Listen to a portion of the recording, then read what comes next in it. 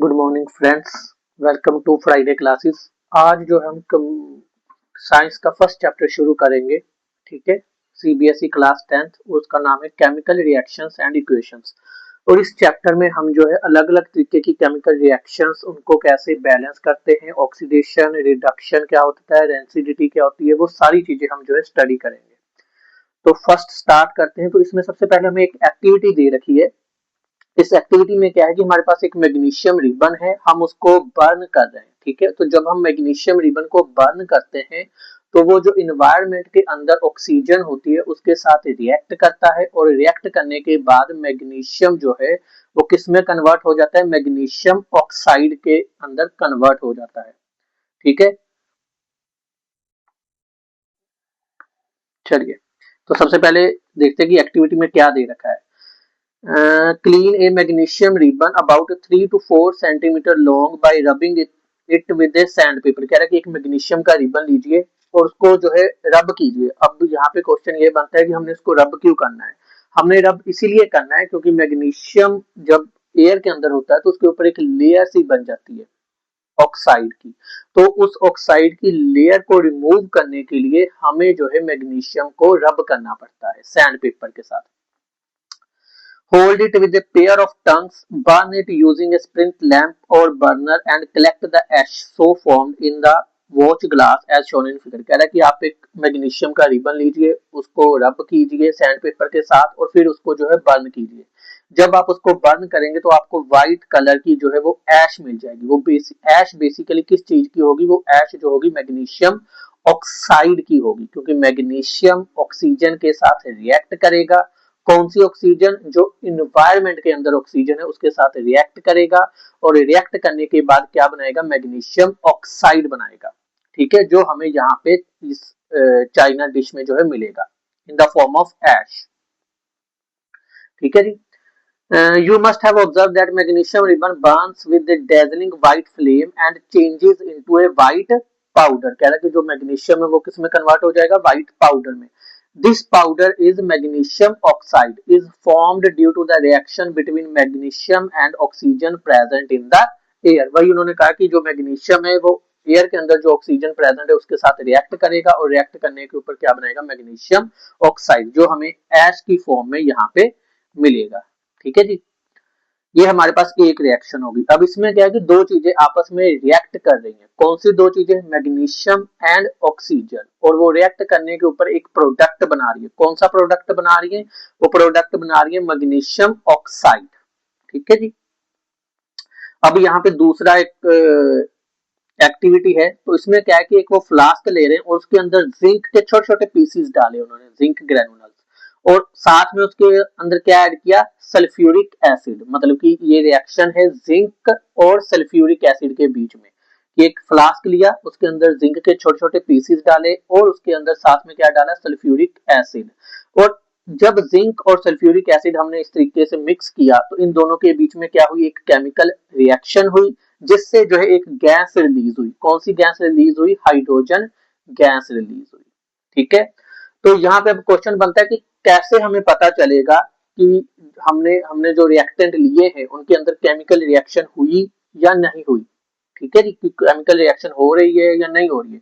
तो वो हमें चार तरीके से पता चल सकता है। फर्स्ट हो गया कि स्टेट चेंज हो जाए। स्टेट चेंज का मतलब है कि अगर कोई सॉलिड चीज है वो लिक्विड में कन्वर्ट हो जाए या गैस में कन्वर्ट हो जाए, कि किसी तरीके का फेस या स्टेट चेंज हो गया अगर रिएक्टेंट्स का, तो उससे हमें पता चल जाता है कि केमिकल रिएक्शन हुई है वहां पे। या फिर कलर चेंज हो जाए कि पहले व्हाइट है फिर ब्लू हो गया या ब्लू से व्हाइट हो गया, कोई किसी भी तरीके का अगर रिएक्टेंट्स का कलर चेंज होता है, दैट मीन्स कि रिएक्टेंट्स के बीच में कोई केमिकल रिएक्शन हुई है। गैस इवॉल्व हो या गैस रिलीज हो, जैसे इस केस में जब जिंक और सल्फ्यूरिक एसिड आपस में रिएक्शन करते हैं तो एक गैस निकलती है। कौन सी गैस निकलती है, हाइड्रोजन गैस निकलती है। तो ये हाइड्रोजन गैस निकलने से हमें पता चला कि इन दोनों के बीच में एक केमिकल रिएक्शन हुई है। या टेम्परेचर चेंज हो जाए, यानी कि या तो टेम्परेचर इंक्रीज हो जाए या टेम्परेचर डिक्रीज हो जाए, ठीक है। तो वहां से हमें पता चल जाता है कि कोई केमिकल रिएक्शन हुई है या नहीं है, ठीक है। तो इन चारों में से अगर कोई भी एक चीज होती है, स्टेट चेंज हो जाए, कलर चेंज हो जाए रिएक्टेंट्स का, गैस कोई इवॉल्व हो या टेम्परेचर चेंज हो जाए, इंक्रीज या डिक्रीज हो, उससे हमें पता चल जाता है कि रिएक्टेंट्स के बीच में केमिकल रिएक्शन हो रही है। अगर इन चारों में से कुछ भी ना हो, ना कोई गैस रिलीज हो, ना कोई कलर चेंज हो, ना टेम्परेचर चेंज हो, ना स्टेट चेंज हो, तो इसका मतलब है कि जो रिएक्टेंट्स है उनके बीच में किसी तरीके की कोई केमिकल रिएक्शन नहीं हो रही। ठीक है जी। अब अगर केमिकल रिएक्शन हो रही है तो उसको लिखना कैसे है, ठीक है, उसको हमने कैसे राइट डाउन करना है, तो उसको लिखने के लिए हमारे पास क्या होती है, केमिकल इक्वेशंस। ठीक है जी।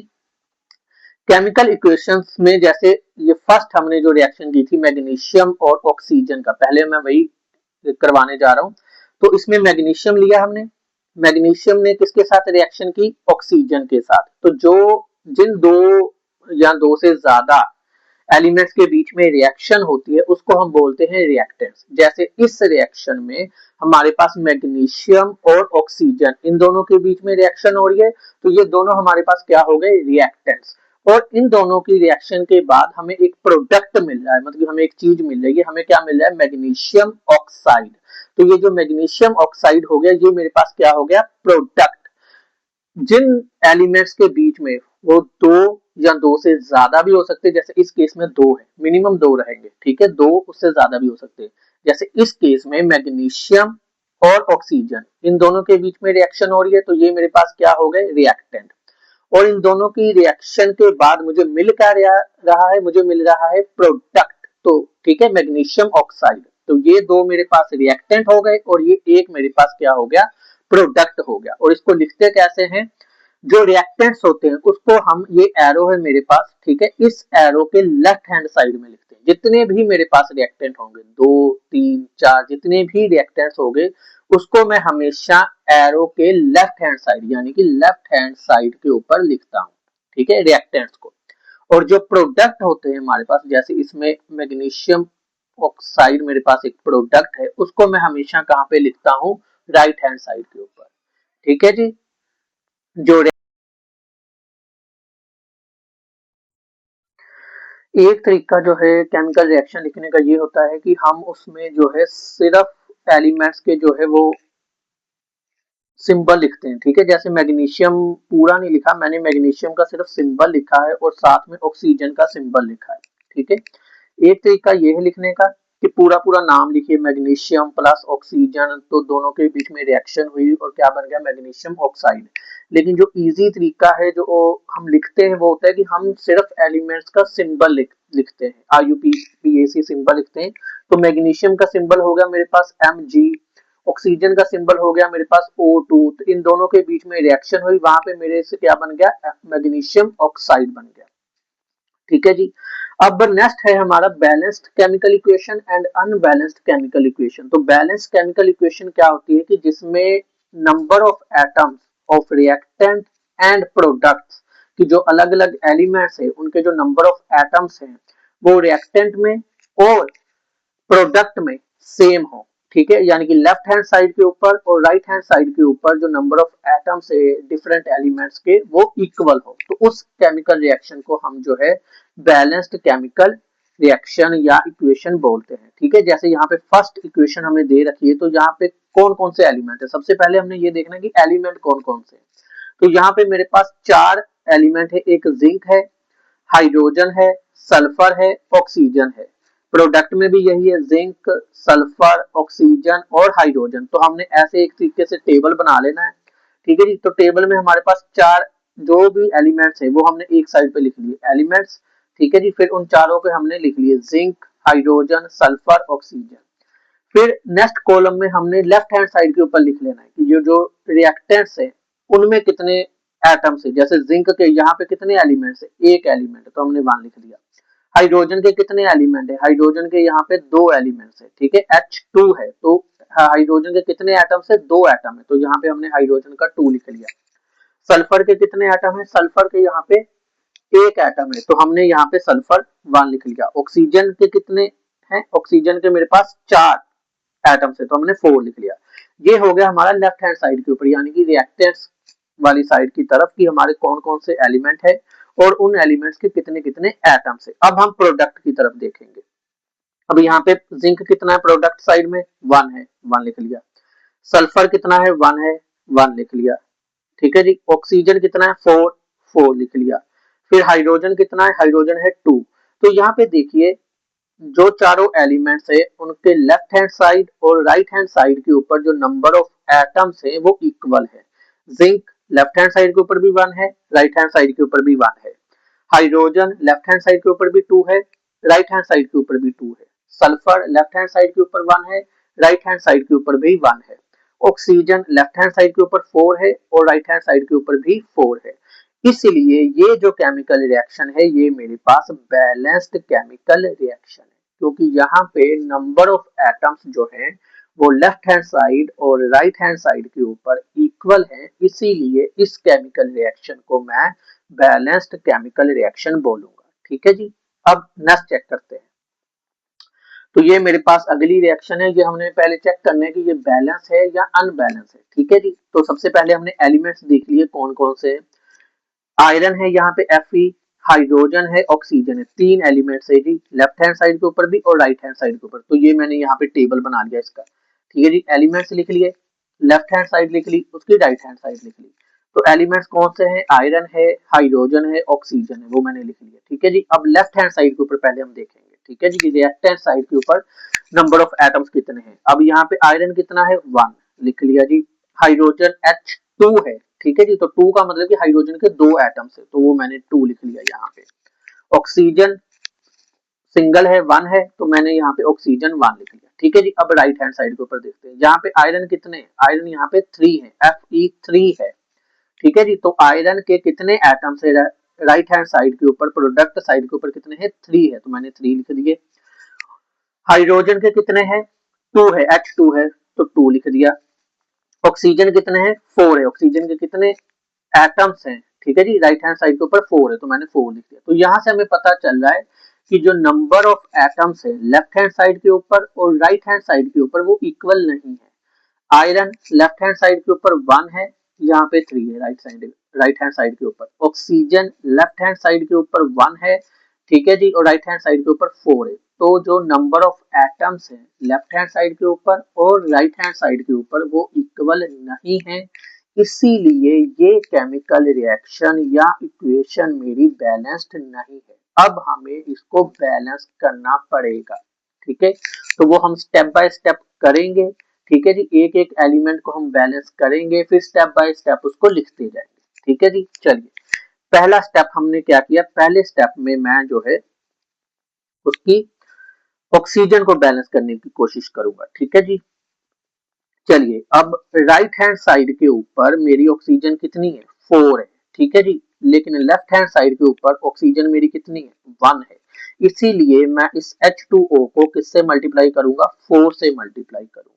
अगर मैं H2O को 4 से मल्टीप्लाई करूंगा तो लेफ्ट हैंड साइड के ऊपर मेरी ऑक्सीजन 4 हो जाएगी और राइट हैंड साइड के ऊपर भी ऑक्सीजन मेरी कितनी है 4 है। तो इस स्टेप से मेरी ऑक्सीजन जो है वो बैलेंस हो जाएगी, ठीक है जी। तो चलिए करते हैं। तो ये स्टेप 1 आपने एग्जाम में भी ऐसे ही स्टेप बाय स्टेप उसको करना है, ठीक है। जितना आप स्टेप बाय स्टेप करेंगे उतना इसके गलत होने के चांसेस जो है वो कम हो जाएंगे, ठीक है जी। तो पहला स्टेप क्या है, multiply H2O by 4 left hand side की तरफ, ठीक है जी। तो हमने वैसे किया Fe plus 4H2O, right hand side के ऊपर हमने कोई चेंज नहीं किया, ठीक है जी, वो एज इट इज हमने लिख दिया Fe3O4 प्लस H2, ये हमने एक बना दी इक्वेशन। अब हम फिर इसी तरीके से इसका टेबल बनाएंगे, ठीक है जी। चलिए जी यही 3 एलिमेंट हो गए मेरे पास, आयरन, हाइड्रोजन, ऑक्सीजन, ठीक है जी। अब लेफ्ट हैंड साइड के ऊपर आयरन 1 है, वहां पे कितना है 3 है, लिख दिया। अब देखिए हाइड्रोजन कितना हुआ 4 है, यहाँ पे क्या है 2 है, H2 है। H2 को मैं अगर 4 से मल्टीप्लाई करूंगा तो मेरे पास हाइड्रोजन के कितने एटम आ गए 8 एलिमेंट आ गए, क्योंकि ये 4 को मैं पूरे H2O से मल्टीप्लाई कर रहा हूँ, ठीक है जी। तो 4 को 2 से मल्टीप्लाई किया तो क्या आ गया 8, तो हाइड्रोजन के कितने एटम हो गए मेरे पास 8 हो गए, तो यहाँ पे मैंने 8 लिख दिया, ठीक है जी। इस साइड के ऊपर हाइड्रोजन के कितने 2 एलिमेंट्स हैं। ऑक्सीजन 4 4, ठीक है जी। 4 को 1 से किया, ऑक्सीजन एक था ना ऑक्सीजन का एटम, उसको 4 से मल्टीप्लाई किया तो वो कितने हो गए ऑक्सीजन के 4 एटम्स हो गए लेफ्ट हैंड साइड के ऊपर। राइट हैंड साइड के ऊपर ऑक्सीजन के कितने 4 है। चलिए जी ऑक्सीजन मेरी जो है वो बैलेंस हो गई है। अब लेकिन हाइड्रोजन मेरी अनबैलेंस हो गई है। अब देखो यहाँ पे हाइड्रोजन लेफ्ट हैंड साइड के ऊपर हाइड्रोजन मेरी कितनी है 8 है। यहाँ पे हाइड्रोजन कितनी है मेरी 2 है। तो अगर मैं इसको 4 से मल्टीप्लाई करूंगा तो यहाँ पे भी मेरी हाइड्रोजन कितनी हो गई 8 हो गई। तो दूसरा स्टेप हम वही करेंगे, ठीक है जी। मल्टीप्लाई मल्टीप्लाई इसको यहाँ से कर देता हूँ, अब वो आपको समझाने के लिए था। चलिए ठीक है, चलिए ठीक है जी। Multiply H2/4 right hand side, यानी कि ये जो H2 है इसको मैंने किससे मल्टीप्लाई किया 4 से मल्टीप्लाई किया। क्यों 4 से मल्टीप्लाई किया, क्योंकि लेफ्ट हैंड साइड के ऊपर हाइड्रोजन मेरे कितने थे 8 थे। तो राइट हैंड साइड के ऊपर भी हाइड्रोजन मुझे कितने बनाने पड़ेंगे 8 बनाने पड़ेंगे। तो वो कैसे बनेंगे, अगर मैं इसको 4 से मल्टीप्लाई करूंगा। अगर मैं इस हाइड्रोजन को 4 से मल्टीप्लाई करूंगा तो मेरी लेफ्ट हैंड साइड और राइट हैंड साइड के ऊपर हाइड्रोजन कितने हो जाएंगे 8 हो जाएंगे, इक्वल हो जाएंगे, वो बैलेंस हो जाएंगे। ठीक है जी। तो वही मैंने दूसरा स्टेप किया, multiply H2/4 right hand side. ठीक है जी। तो इक्वेशन लिख ली मैंने, Fe+4H2O इस एरो के साइड राइट हैंड साइड के ऊपर FeO4+4H2। ठीक है जी। फिर मैंने वैसे ही टेबल बना लेना है हमने। ठीक है जी। Elements left hand side right hand side. तो आयरन यहाँ पे कितने 1 है इस साइड के ऊपर, राइट हैंड साइड के ऊपर आयरन कितने 3 है, सेम चल रहा है जी। 4 2 8 हाइड्रोजन 8। अब यहाँ पे भी 4 2 8। अब राइट हैंड साइड के ऊपर भी हाइड्रोजन मेरे कितने हो गए 8 हो गए। ठीक है जी, बैलेंस हो गए। ऑक्सीजन 4। ठीक है जी। और यहाँ पे भी ऑक्सीजन कितनी है 4। तो ये मेरा बैलेंस हो गया, हाइड्रोजन भी बैलेंस हो गया मेरा और ऑक्सीजन भी बैलेंस हो गया। अब बचा क्या मेरे पास आयरन। अब यहाँ पे आयरन 3 है, यहाँ पे आयरन मेरा 1 है। तो इसको अगर मैं 3 से मल्टीप्लाई करूंगा, इस एलिमेंट को लेफ्ट हैंड साइड के जो आयरन है इसको अगर मैं 3 से मल्टीप्लाई करूंगा तो लेफ्ट हैंड साइड के ऊपर भी आयरन के 3 एटम्स हो जाएंगे और राइट हैंड साइड के ऊपर भी आयरन के 3 एलिमेंट्स हैं। तो आयरन भी मेरा क्या हो जाएगा बैलेंस हो जाएगा। तो तीसरे स्टेप में क्या करूंगा Fe जो आयरन है, जो लेफ्ट हैंड साइड के ऊपर आयरन है, रिएक्टेंट वाली साइड के ऊपर जो आयरन है उसको मैं 3 से मल्टीप्लाई करूंगा। ठीक है जी। तो ये मेरा 3Fe+4H2O, बाकी सारा एज इट इज चलेगा। ठीक है जी। मैं उसको पूरा लिखूंगा तो ये मेरे पास बन गई लास्ट में आयरन लेफ्ट हैंड साइड के ऊपर 3, राइट हैंड साइड के ऊपर 3, हाइड्रोजन लेफ्ट हैंड साइड के ऊपर 8, राइट हैंड साइड के ऊपर 8। ठीक है जी। ऑक्सीजन लेफ्ट हैंड साइड के ऊपर 4 और राइट हैंड साइड के ऊपर भी 4। तो ये मेरे पास तीनों एलिमेंट जो हैं उनके नंबर ऑफ एटम्स जो है वो बैलेंस हो गए और फाइनल इक्वेशन मेरे पास ये बन गई। तो ये मेरे पास क्या है एक बैलेंस इक्वेशन है। ठीक है जी। ये मेरे पास एक बैलेंस केमिकल रिएक्शन या इक्वेशन है 3Fe+4H2O Fe3 4H2। ठीक है जी। ये पहले हमने शुरुआत कहां से की थी, यहां से।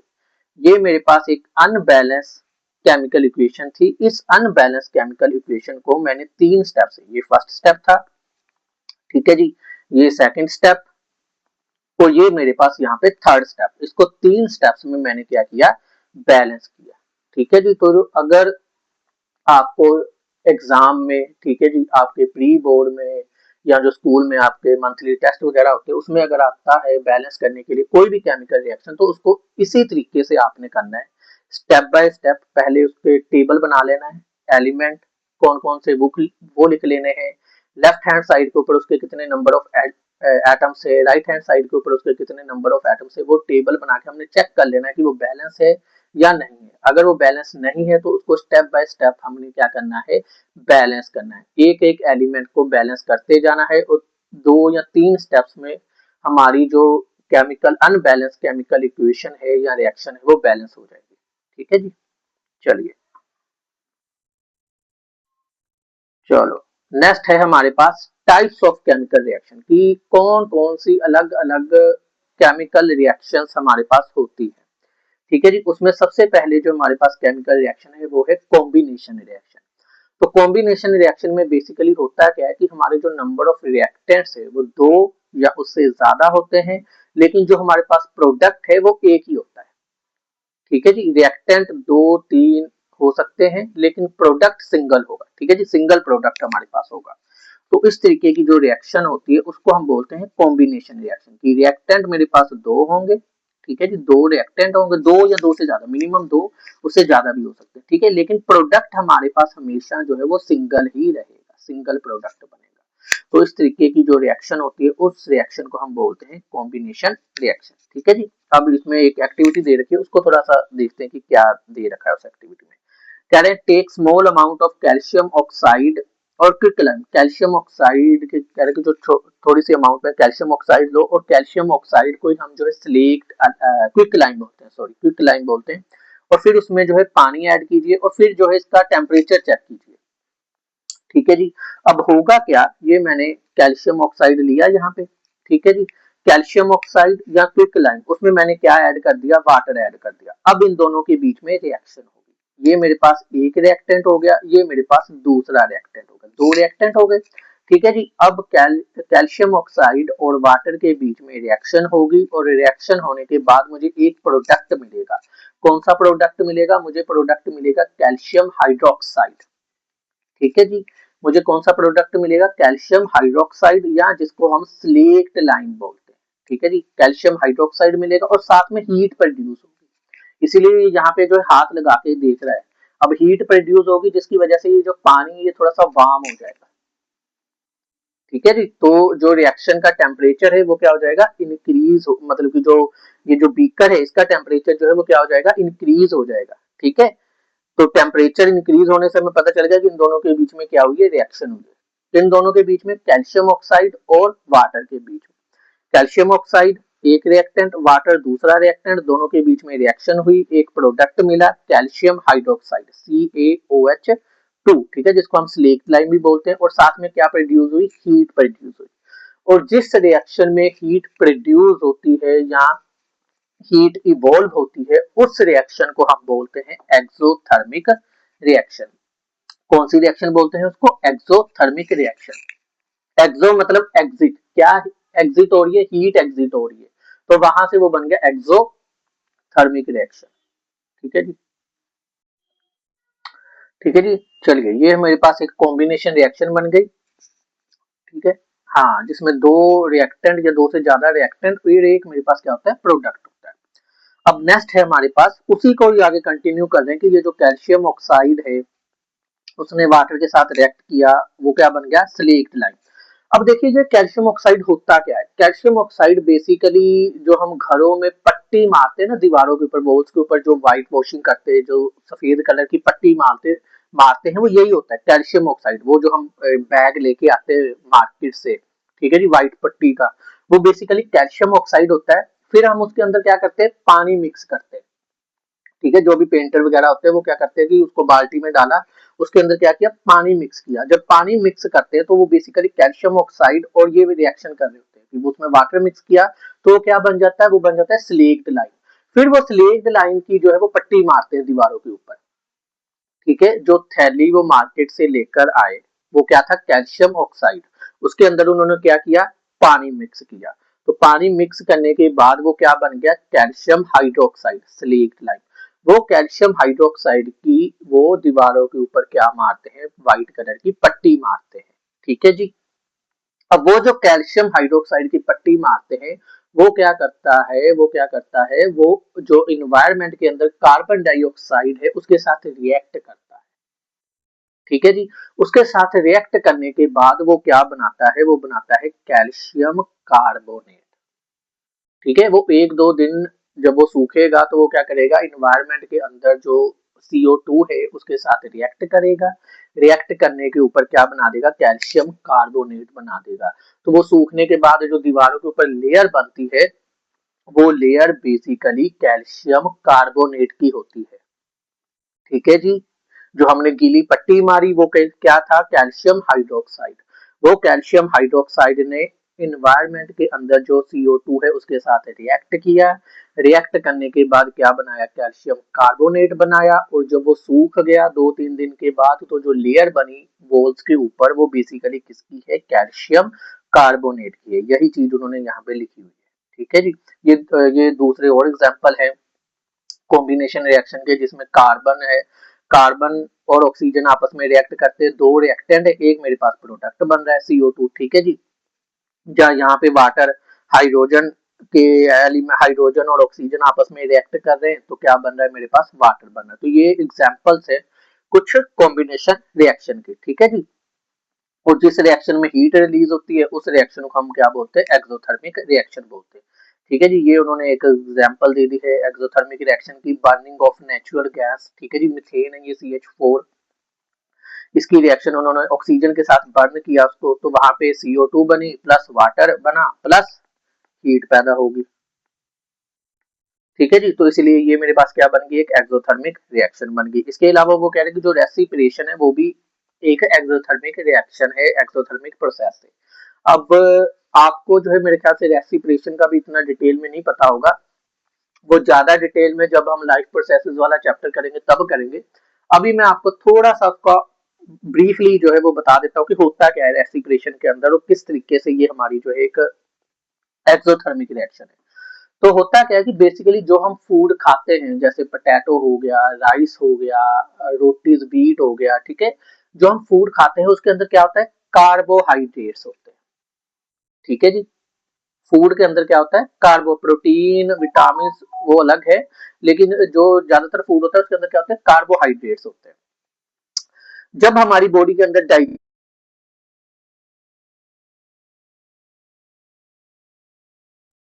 ठीक है जी, फूड के अंदर क्या है, कार्बोहाइड्रेट्स है, वो कार्बोहाइड्रेट्स किस में कन्वर्ट हुए, ग्लूकोज में कन्वर्ट हुए। वो ग्लूकोज ब्लड के थ्रू हमारी पूरी बॉडी में ट्रेवल करता है। ठीक है जी, हमारी बॉडी किससे बनी है, सेल से बनी है।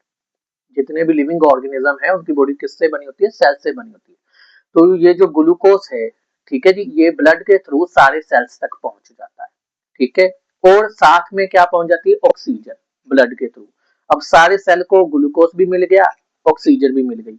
अब ये ग्लूकोज और ऑक्सीजन आपस में रिएक्ट करेंगे, और जब ये दोनों ग्लूकोज और ऑक्सीजन आपस में रिएक्ट करेंगे तो वो तीन चीजें बनाएंगे, एक CO2 बनाएंगे, एक वाटर बनाएंगे और एक एनर्जी प्रोड्यूस करेंगे। ठीक है, ये जो सेल के अंदर जो ग्लूकोज और ऑक्सीजन के बीच में रिएक्शन हुई जिससे एनर्जी प्रोड्यूस हुई, इसी एनर्जी से हमारे सेल, हमारी बॉडी जो है वो फंक्शन करती है। अगर ये रिएक्शन ना हो, अगर बॉडी को ऑक्सीजन ना मिले तो ये रिएक्शन नहीं होगी और बॉडी के अंदर एनर्जी प्रोड्यूस नहीं होगी और हमारे सेल या हमारे ऑर्गन जो है वो सही तरीके से फंक्शन नहीं कर पाएंगे।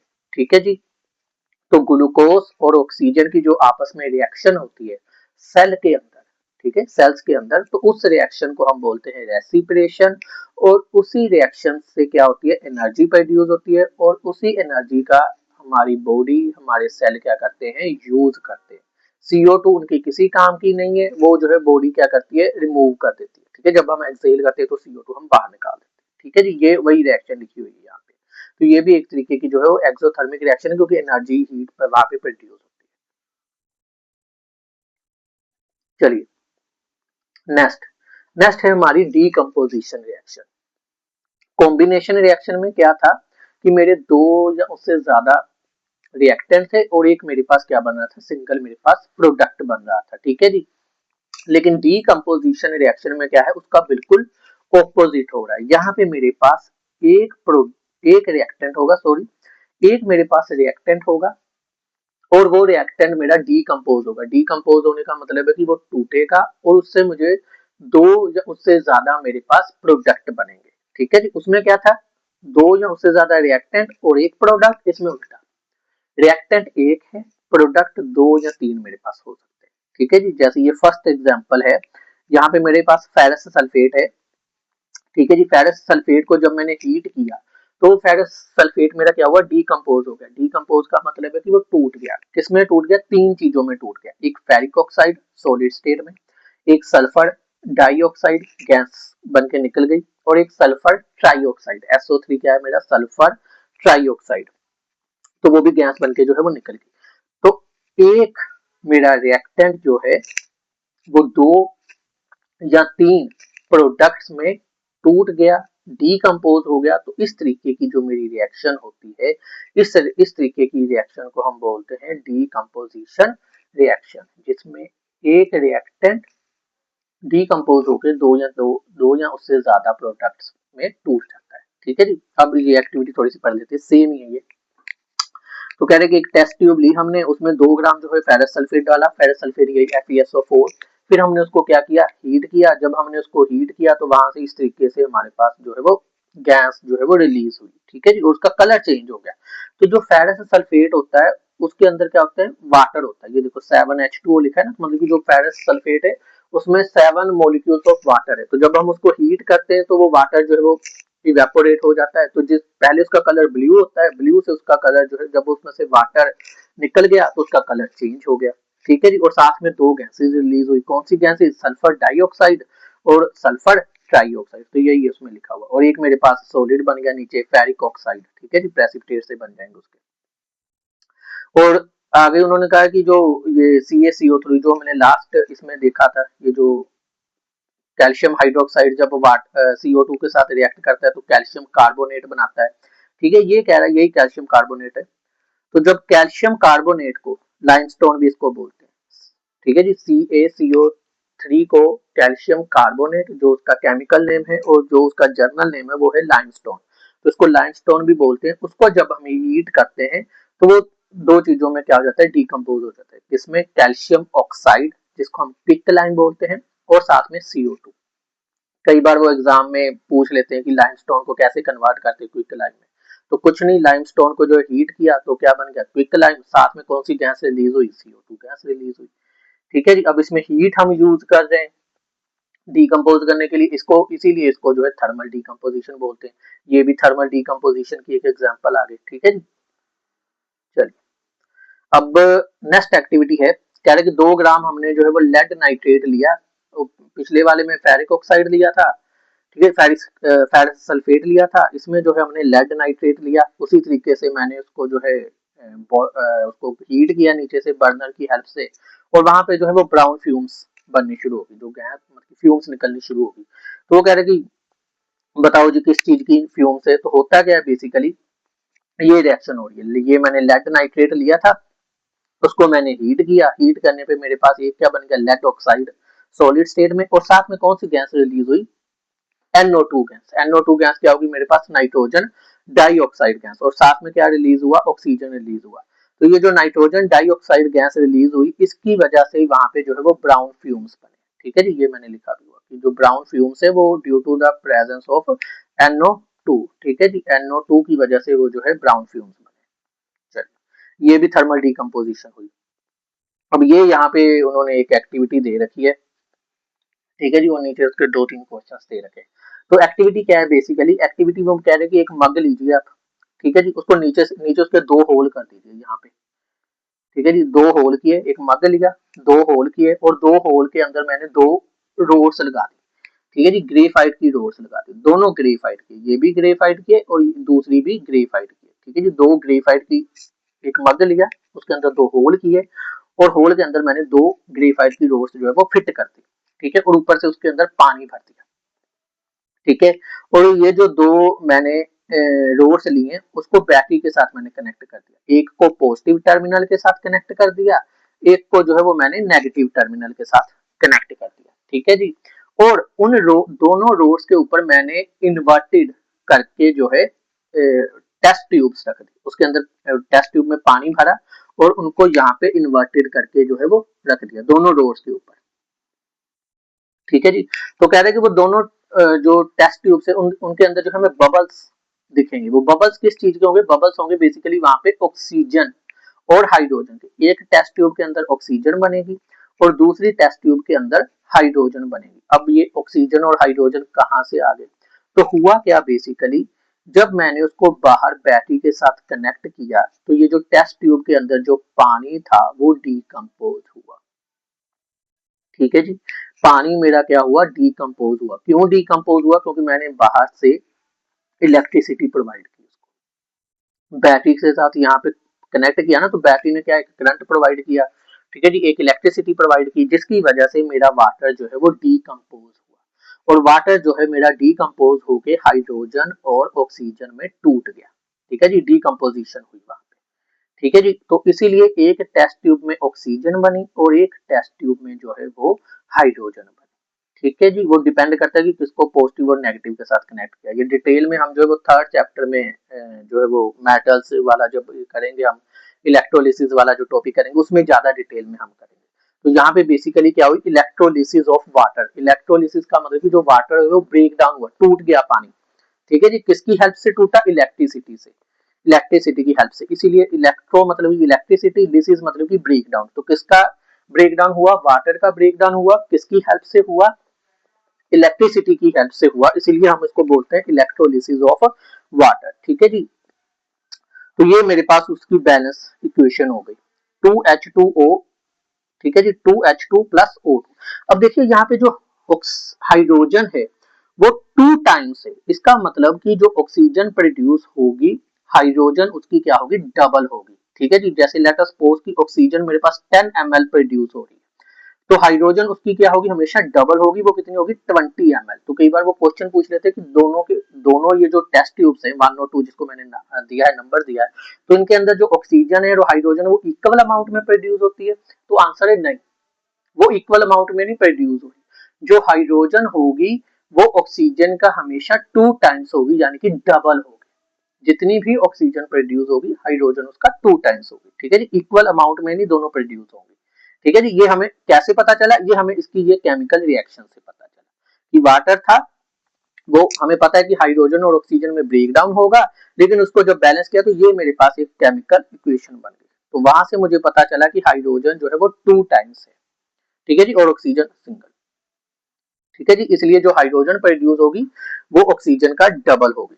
ठीक है जी, अब जी इसमें एक क्वेश्चन ये आ जाता है कि कैसे पता चला कि कौन सी टेस्ट ट्यूब में हाइड्रोजन बनी, कौन सी टेस्ट ट्यूब में जो है वो ऑक्सीजन बनी, क्योंकि कोई कलर या कुछ ऐसा तो है नहीं, गैस बनी है, हमें ये पता है कि दोनों में। अब किसमें हाइड्रोजन है किसमें ऑक्सीजन है, कैसे पता चलेगा।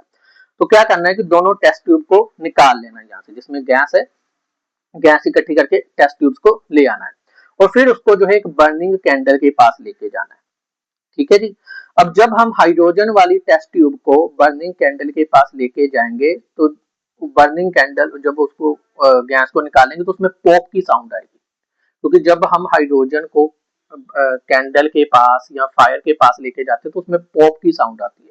तो दोनों टेस्ट ट्यूब में से जिसको कैंडल के पास ले जाने पर पॉप की साउंड आएगी, उस टेस्ट ट्यूब में क्या होगी, हाइड्रोजन होगी। ठीक है जी, और जिस टेस्ट ट्यूब को कैंडल के पास ले जाने पर वो कैंडल और ज्यादा बर्न करने लग जाएगी, फायर और ज्यादा तेज हो जाएगी, उसमें क्या होगी, ऑक्सीजन होगी। तो इस तरीके से हम पता लगा सकते हैं कि कौन सी टेस्ट ट्यूब में हाइड्रोजन है, कौन सी टेस्ट ट्यूब में ऑक्सीजन है। ठीक है जी, उसको बर्निंग कैंडल के पास, ये देखिए यहाँ पे लिखा हुआ है बर्निंग कैंडल, कि बर्निंग कैंडल के पास लेके जाएंगे, जिसमें पॉप की साउंड आई वो हाइड्रोजन हो गया, जिसमें फ्लेम और ज्यादा मतलब ज्यादा हो गई वो हमारे पास ऑक्सीजन हो गई। चलिए, ये मेरे पास ये एक एग्जांपल है डीकम्पोजिशन बाय इलेक्ट्रिसिटी। तो कई बार वो पूछ लेते हैं कि डीकम्पोजिशन बाय हीट, तो हीट के पीछे ये हमें दिए हुए हैं। ठीक है जी, 2-3 इलेक्ट्रिसिटी वाला ये बन गया। ठीक है जी, आगे है सनलाइट की decomposition with the help of sunlight. तो यहाँ पे उन्होंने क्या लिया, एक चाइना डिश ली और उसके अंदर क्या डाला, सिल्वर क्लोराइड डाला, और सिल्वर क्लोराइड के ऊपर जब सनलाइट पड़ेगी तो वो सिल्वर क्लोराइड जो है वो मेरा ब्रेक डाउन हो जाएगा। किसमें ब्रेक डाउन हो जाएगा, वो मेरा सिल्वर और क्लोरीन में ब्रेक डाउन हो जाएगा। ठीक है जी, ये मैंने सिल्वर क्लोराइड लिया, ठीक है जी, उसको सनलाइट सनलाइट में रखा तो वो ब्रेक डाउन होगा। किसमें ब्रेक डाउन होगा, सिल्वर प्लस क्लोरीन गैस निकल गई। ठीक है जी, ऐसे सिल्वर ब्रोमाइड का कर सकते हैं, ये सिल्वर ब्रोमाइड है। ठीक है जी, इसको सनलाइट में रखा तो ये मेरा किस में कन्वर्ट हो गया, ये मेरा सिल्वर और ब्रोमीन में जो है वो कन्वर्ट हो गया, ब्रोमीन गैस के अंदर। ठीक है जी, और इसको जो है हम ब्लैक एंड व्हाइट फोटोग्राफी पहले यूज करते थे, आजकल तो सारा डिजिटल हो गया। तो पहले जो कैमरे होते थे उनमें जो फोटो खींचते थे उसकी रील होती थी, उसको फिर वो निकालने के लिए, साफ करने के लिए उसमें जो है वो यूज करते थे। ठीक है जी, silver bromide black and white photography में। नेक्स्ट है हमारे पास डिस्प्लेसमेंट रिएक्शन। ठीक है जी, डिस्प्लेसमेंट रिएक्शन में क्या होता है कि डिस्प्लेसमेंट, पहले तो ये देखो कि डिस्प्लेसमेंट क्या होता है। डिस्प्लेसमेंट का मतलब होता है कि किसी एक चीज को किसी दूसरी चीज ने क्या कर दिया, डिस्प्लेस कर दिया। डिस्प्लेस करने का मतलब है उसको उसकी जगह से हटा दिया। ठीक है जी, जैसे आप चेयर के ऊपर बैठे हो, कोई दूसरा आके आपको वहां से उठा के खुद बैठ जाए, तो उसका मतलब हुआ कि उसने आपको क्या कर दिया, डिस्प्लेस कर दिया। तो केमिस्ट्री में भी, केमिकल रिएक्शन में भी इसी ऐसे ही होता है कि जो हाईली रिएक्टिव एलिमेंट्स होते हैं वो जो कम रिएक्टिव एलिमेंट होता है उसको क्या कर देता है, डिस्प्लेस कर देता है। ठीक है, जो एलिमेंट ज्यादा रिएक्टिव होंगे, ठीक है जी, वो जो कम रिएक्टिव एलिमेंट्स होते हैं, ठीक है जी, उनको डिस्प्लेस कर देते हैं। ठीक है जी। अब हमें कैसे पता चलेगा सर कि कौन सा ज्यादा रिएक्टिव है कौन सा कम रिएक्टिव है?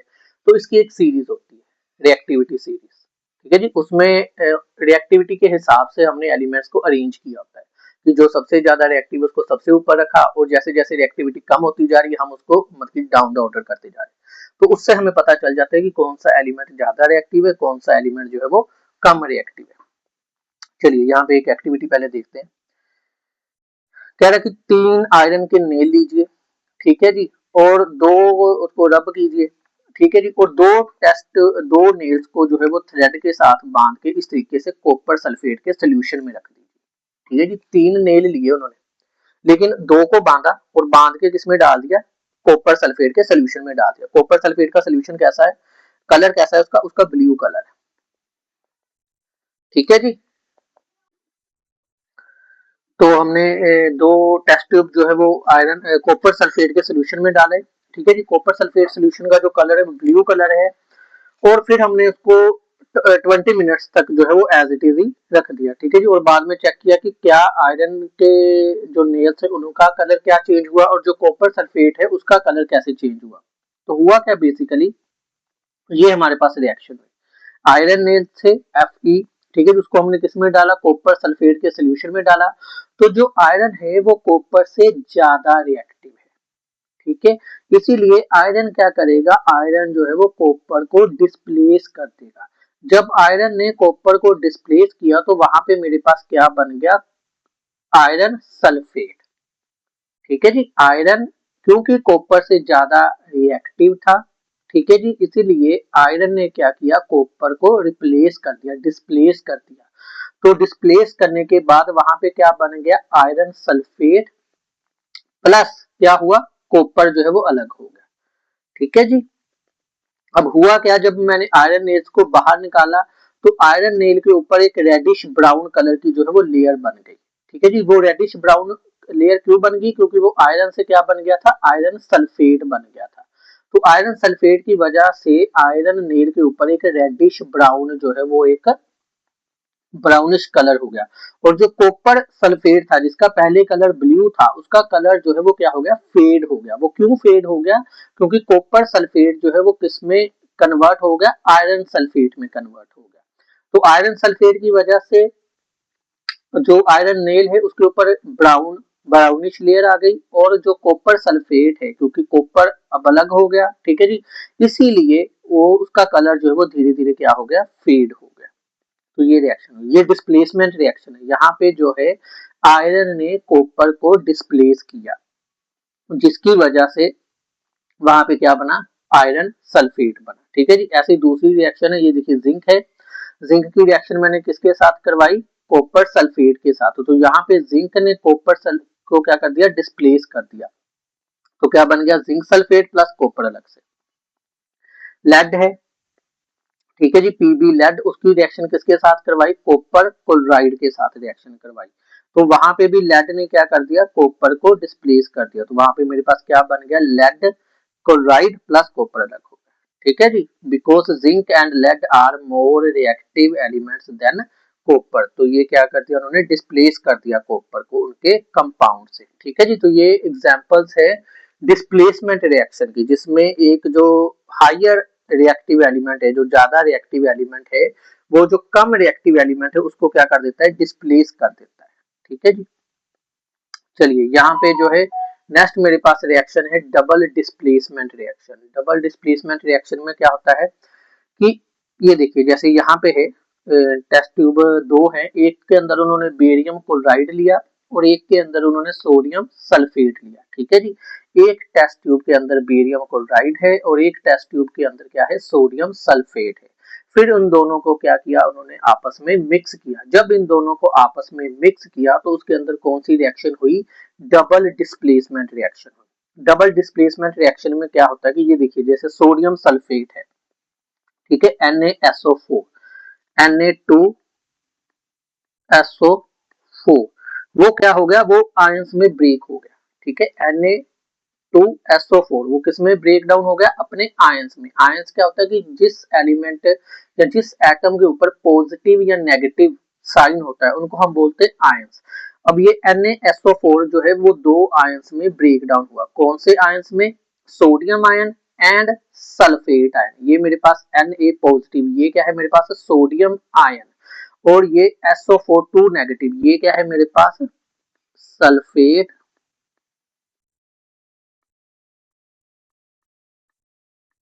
आयन।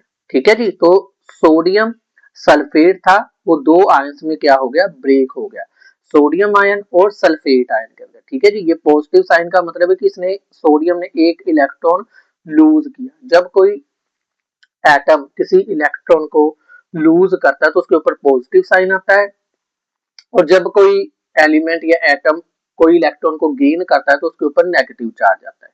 ठीक है जी, तो दो सोडियम के एटम्स थे, उन्होंने एक एक इलेक्ट्रॉन लूज किया, दो इलेक्ट्रॉन लूज किए, तो वही दो इलेक्ट्रॉन जो है वो सल्फेट ने क्या कर लिए, गेन कर लिए। ये मेरे पास क्या बन गए, आयंस बन गए। ठीक है जी, ऐसे ही BaCl2 जो था, ठीक है, बेरियम क्लोराइड, वो भी ब्रेक डाउन हुआ। किसमें ब्रेक डाउन हुआ, बेरियम आयन और क्लोरीन आयन के अंदर। ठीक है जी, ये दो आयंस बन गए मेरे पास। तो अब हुआ क्या, तब ये आयंस आपस में पॉजिटिव नेगेटिव रिएक्ट करेंगे। ये बेरियम क्लोराइड जो है वो सल्फेट के साथ रिएक्ट करेगा। ठीक है जी, मिक्स हो जाएगा, ऐड हो जाएगा, और ये जो सोडियम है ये क्लोरीन के साथ। ठीक है जी, इस तरीके से सोडियम क्लोरीन के साथ पॉजिटिव नेगेटिव आपस में जो है वो ऐड हो जाएंगे। ठीक है जी, इसका सोडियम सल्फेट का जो सोडियम है वो क्लोरीन के साथ, और बेरियम क्लोराइड का जो बेरियम है वो सल्फेट आयन के साथ क्या करेगा, रिएक्ट करेगा। ठीक है जी, मिक्स हो जाएगा, तो बनेगा क्या मेरे पास यहाँ पे बन जाएगा 2NaCl। ठीक है जी, क्योंकि दो Na थे और दो ही Cl थे, तो क्या बन गया 2NaCl प्लस मेरे पास क्या बना 2BaSO4। ठीक है जी, ये मेरे पास दो दो नहीं आएगा यहाँ पे, BaSO4, ये मेरे पास दो क्या बन गए। ठीक है जी, ये मेरे पास दो एलिमेंट, ये देखिए एक बेरियम सल्फेट बन गया। ठीक है जी, BaSO4, एक मेरे पास क्या बन गया, सोडियम सल्फेट बन गया। ठीक है जी, तो ये मेरे पास दो जो है वो एलिमेंट्स बन गए। ठीक है जी,